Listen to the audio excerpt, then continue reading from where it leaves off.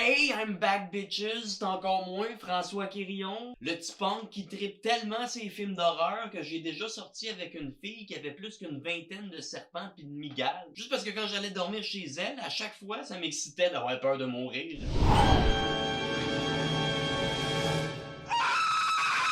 Ah, je trouvais ça tellement cool. À un moment donné, ça me piquait tout le temps.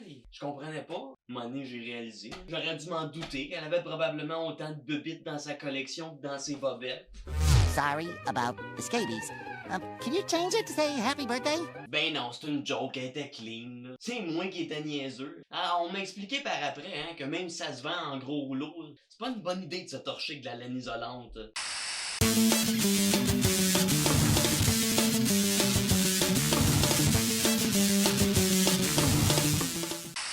Parlant de films d'horreur, je sais pas pour vous autres, mais moi je préfère de loin les vieux films d'horreur à ceux d'aujourd'hui. Ben oui, parce que dans les années 80, quand t'étais dans marde, t'étais dans marde, hein?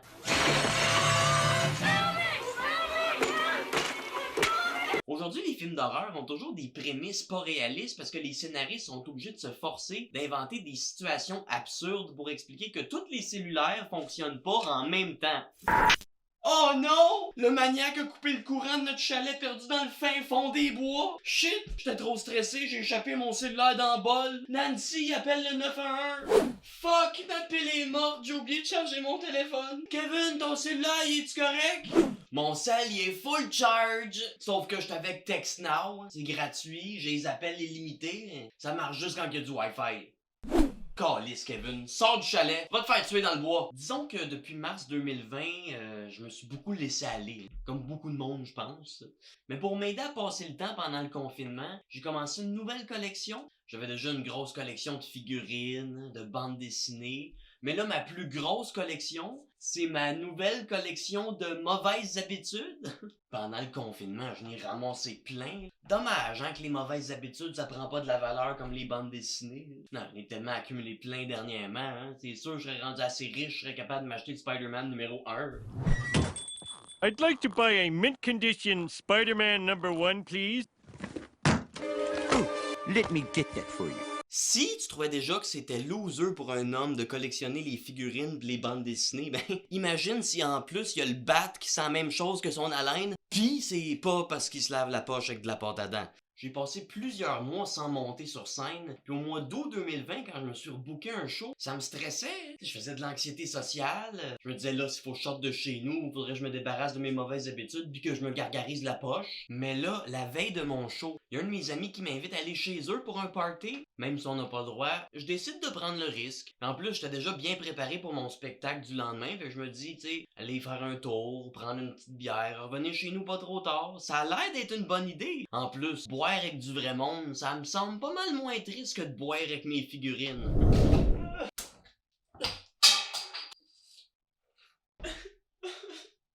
Même si tout le monde t'haït, moi je t'aime, Jason dans l'espace. Mais là, mon ami, il habite à 1 heure de métro de chez nous. Puis en plus, il me dit que ses invités vont juste arriver vers 10h du soir. Fait que ouais, ça commence à être compliqué pour moi de revenir chez nous pas trop tard, là. Mais j'étais un gars poli, tu sais, fait que je me dis, au pire, je vais juste aller faire un tour, hein, puis je partirai de chez eux vers 11h. Comme ça, je vais revenir chez nous, il va être à peu près minuit, ce qui est pas trop tard pour moi. Mais là, j'arrive chez mon ami, c'est relax, il y a pas beaucoup de monde. C'est pas pour dire que c'est plate, là, mais tu sais, à côté de ça, le petit party à François Legault, ça ressemblait au film Project X.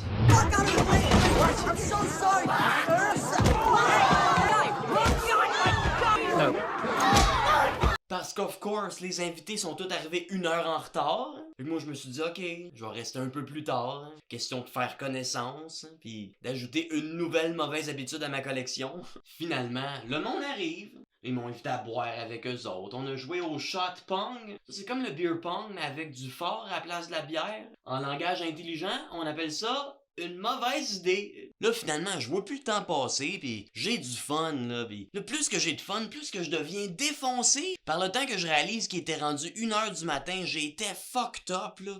Mais fucked up, là. Genre qu'à côté de moi, Éric Lapointe aurait fait plaisir à voir, là. À part peut-être pour son ex. Mon ange Il est temps que je change. Là, je me suis souvenu que j'étais à 1 heure de métro de chez nous, puis que j'avais mon premier show depuis le confinement dans moins que 24 heures. Fait que j'ai pas pris le temps de réfléchir. Et anyway, rendu là, j'étais plus capable non plus. Je suis parti prendre le métro. Je suis parti tellement vite de chez mon ami que je me suis même pas rendu compte que j'avais oublié mes souliers. J'étais tellement saoul que quand je m'en suis rendu compte, je me suis dit, on est en 2020, les souliers, c'est putain important. Ce qui compte, c'est que j'ai mon masque. Là, j'embarque dans le métro, ok? Mais j'étais tellement fucked up, là, tellement défoncé que la ride de métro me donnait mal au cœur.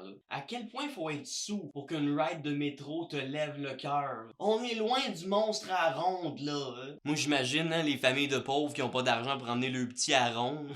Envoyez les enfants, calez votre 50, hein, on s'en va vers Honoré-Beaugrand. So là, c'est trop, tu sais, j'ai mal au cœur. Je décide de débarquer à une station random parce que je veux pas vomir dans le train. Fait que là, je sors, je me calme, je me dis que ça va passer, mon mal de cœur va passer, ça va bien aller, et... Blah! J'ai vomi dans mon masque! Arc! J'étais tellement saoul que j'ai vomi puis j'ai oublié d'enlever mon masque.